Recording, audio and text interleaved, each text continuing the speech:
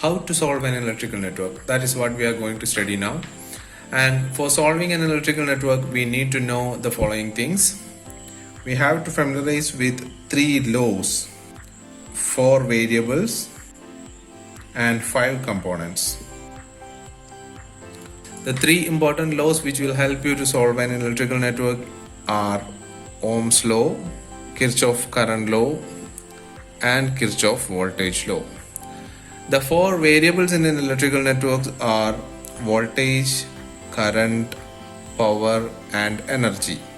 The 5 components in an electrical network are voltage source, current source, resistors, inductors, and capacitors. So we need to get familiarized with these all things before solving an electrical network. So we will check it out one by one. First is Ohm's law. And the Ohm's law states that the voltage developed across any passive component is directly proportional to the current flowing through that component. We can change the proportionality by inserting a constant, and we can write it as V is equal to R into I, where R is the proportionality constant and the R is called as resistance of that component. Okay, so the Ohm's law states that voltage is equal to resistance into current. The second law is KCL. Kirchhoff current law states that in an electrical network for any of its node, at any time t, the algebraic sum of branch currents leaving the node is 0. So the Kirchhoff current law is defined for a node. So what is node? Node is nothing but interconnection of branches. So if we have a branch like this and another branch like this, another branch like this, we can say this as a node because it connects 3 branches. So node is nothing but interconnection of branches, and KCL is defined for a node. And in any node of an electrical network, at any time the algebraic sum of branch currents leaving the node is 0. So the algebraic sum of leaving currents is equal to 0. So this is what KCL says. Let us take an example and we can illustrate it. So we can see here different branches are connected in a node. So this is a node and we can apply KCL at this node. The KCL says the algebraic sum of leaving current at any node is equal to 0. So we can consider each current one by one. First consider I1. We can see I1 is leaving from the node. So I1 plus, we have to take the algebraic sum. So take I2. I2 is also leaving. So I1 plus I2. Take I3, but I3 is entering, we need leaving current. If I3 is entering, what will be the leaving current through this node? If I3 is entering, minus I3 will be the leaving current. So we can write minus I3 next. So the next branch current is I4. We can see I4 is leaving, so plus I4. And here I5 is entering, we need leaving current. I5 is entering, then what is the leaving current? Minus I5. So we can write minus I5. Here we can see I6 is leaving, so plus I6 equal to 0. So if we are rearranging the terms, we can see I1 plus I2 and another plus term is I4 and plus I6 equal to, the minus term can be moved to right side, and I3 plus I5. So here you can see I1, I2, I4, I6. I1, I2, I4 and I6 all are leaving currents. And I3 and I5. I3 you can see is entering, I5 is also entering. So this is entering current. So the KCL is stated in another way as sum of leaving current is equal to sum of entering currents. You can take it in either way. Sum of leaving current can be taken as 0, or sum of leaving current is equal to sum of entering current. That is also true for KCL. The next law is KVL, Kirchhoff voltage law. Kirchhoff voltage law is defined in a closed loop. So the loop is nothing but a closed path. A closed path in a circuit is called as loop. and the KVL is defined for a loop. The KVL states that in a network at any time for any loop, the algebraic sum of branch voltages around the loop is 0. Here they are taking the branch voltages, and for KCL they are taking the branch currents. So we can take an example. So consider the example. We can see a loop. Loop is a closed path. That is what we have to start. If we are starting from here, we have to reach back here. So like this, if you are moving like this, we can say we will reach back here. Okay. So this is a loop, and across the loop we can see different voltages V1, V2, V3 and V4. The KVL states that in a loop, algebraic sum of branch voltages must be 0. And for taking branch voltages, we need to take a convention, like I am taking, if we are experiencing a negative to plus, then take it as positive. If we are experiencing a positive to negative, then take it as negative. That is, my convention is, while moving a loop, if we are placing a minus to plus, take it as positive. And if we are facing a plus to minus, take it as negative. In that convention we are going to write KVL here. Starting from here, we can see the first voltage V1 is minus to plus, so take it as positive, so V1. The next is V2. V2 is also minus to plus, so take it as plus V2. And the next you can see V3. V3 is plus to minus, and take it as minus V3.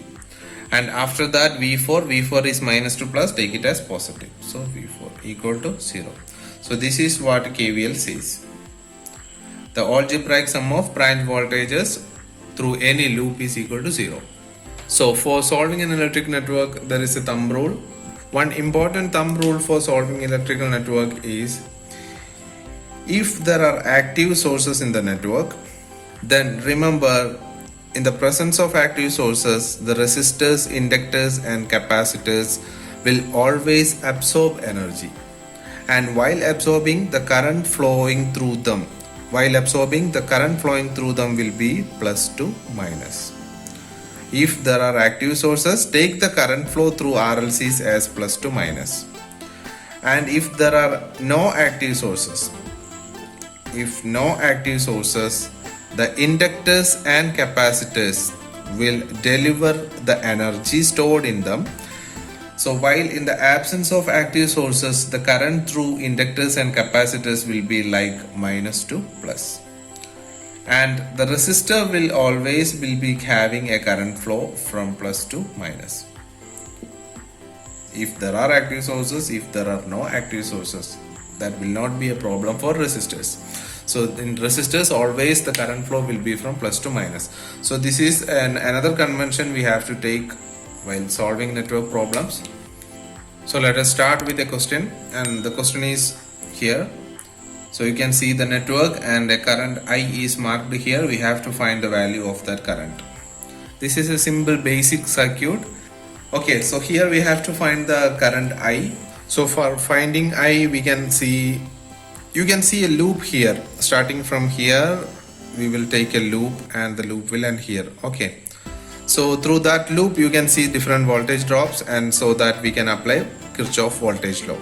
So here you can see a 20 volt, here you can see a 5 volt, and there will be another voltage drop across these resistors. So we can mark a voltage here, that is, this is a resistor, and we can write the voltage as VR, and we have to write the sign also.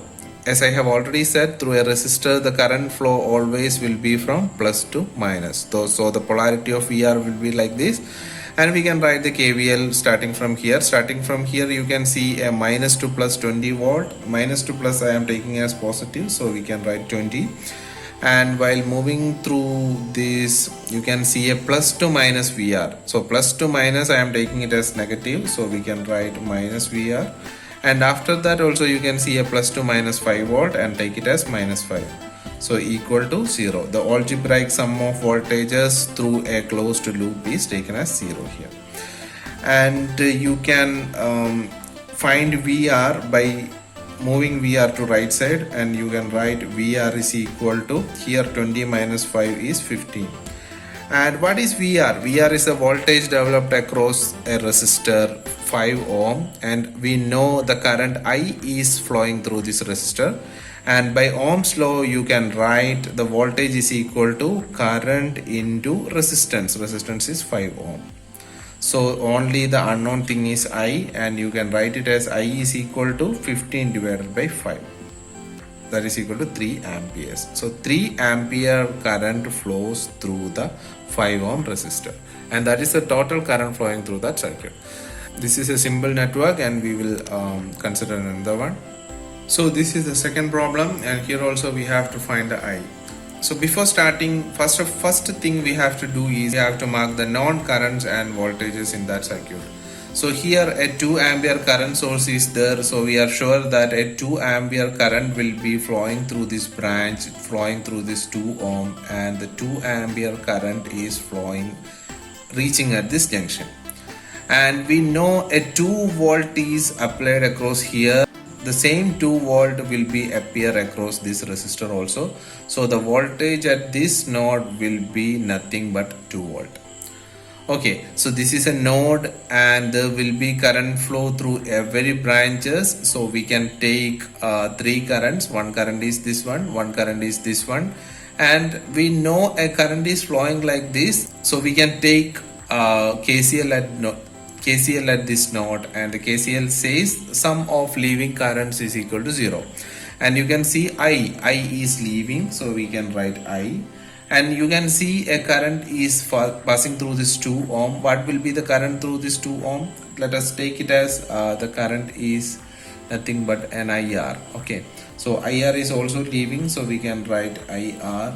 And there is a 2 ampere current is entering at these junctions. We need leaving current, so take it as -2. So -2 equal to 0. You can see here the 2 volt, the same 2 volt is appearing across this 2 ohm. So the current flowing through the resistor will be, we know the Ohm's law is R into I is equal to voltage, and the current can be written as V divided by R. We know the voltage is 2 volt and the resistance is 2 ohm, so we can write 2 by 2, that is equal to 1 ampere is the current flowing through this resistor. So IR value is 1 ampere, so we can replace here and write it as I plus 1 minus 2 is equal to 0, and I is equal to, you can move it to the right side. 1 minus 2 is -1, while moving towards right side you can write it as 1 ampere. So 1 ampere is the value of current flowing through this branch. So 2 ampere current is coming from this source, 1 ampere is flowing through this, and 1 ampere is flowing through this. So everything is balanced. So this is another problem. Here also you have to find this branch current I. Okay, so first step is mark the non-voltage value current values in the circuit. So you can see a 10 volt is appearing across these two terminals. The same 10 volt is appearing across this terminal, and the same 10 volt is appearing across this 1 ohm resistors. So if you have a confusion, consider like this. This is point A and this is point B. There is a 10 volt across A and B. You can see the same point is here also, and this is the same point B. There are no components connected in between these 2 points, so we can say this is, if this is B, this is also B. If this is B, we can say this is also B. If this is A, we can say this is also A. So if there is a voltage in between A and B, you can say 10 volt is appearing across this 1 ohm resistor also. So here a 10 volt is appearing, and you can see, you can find a current flowing through this resistor because you know the voltage value, you know the resistor value. So the current is equal to voltage divided by resistance, and voltage is 10 and the resistance value is 1 ohm. So the current is 10 ampere, you will get it as 10 ampere. So what will be the polarity? The 10 volt plus is here and minus is here. So here also the polarity will be like this. So the current will be flowing from plus to minus. So the current is flowing through like this, and this is 10 ampere. So the same 10 ampere here. Okay, so you can see a 2 ampere is coming in this node, and if you are taking this node and applying KCL at this node, So the leaving currents are 10 and 2 ampere is entering and I is also entering. So take it as 2 is so take it as negative. So you can write 10 minus I minus 2 equal to 0. And I is equal to moving I towards right side, and here 10 minus 2 8. So I is equal to, you will get it as 8 ampere. So 8 ampere is coming like this and 2 ampere is coming like this, and a total of 10 ampere is flowing through this branch.